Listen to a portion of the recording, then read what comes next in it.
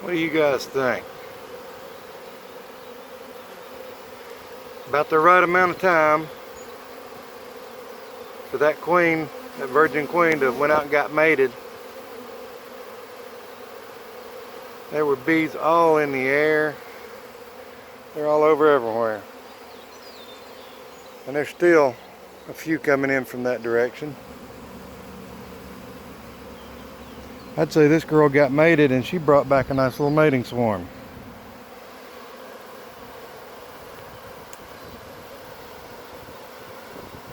Look at them, they're all sitting right there on the landing board, fanning, saying, right here, come on in. And as you can see, they're still coming in.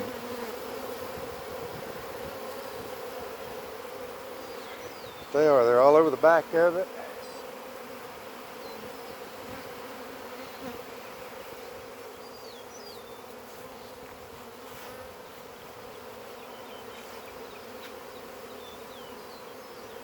I was lucky enough to be here the day this hive actually swarmed. They were in the tree there.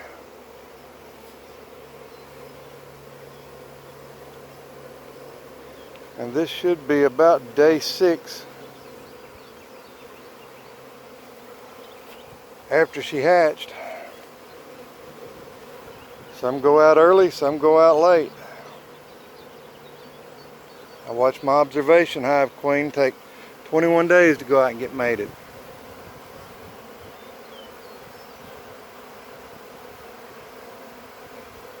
She lasted 1 year and they superseded her the next spring. So if they wait forever to go out and get mated, their viability goes down. The longer it takes, the less likelihood she's going to be a good queen. That was a big old drone.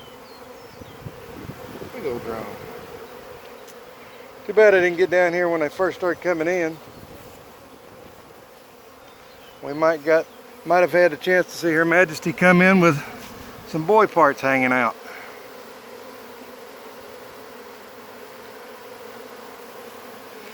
Still intrigues me. There's a little ball of bees. This is one thing you guys always need to do. If you see a ball of bees on the ground, check them. Because a lot of times that's where they've either, the queen didn't make it back, she's exhausted, hit the ground, or they've had a usurping and they've thrown her out and she's attracted some bees from either the hives around her or some of the bees that escorted her out stayed with her. Well, that's kind of what a mating swarm looks like when it comes back. It's chaos in the bee yard when a mating swarm comes back. Have a great day. Hit that like and subscribe. Share these videos.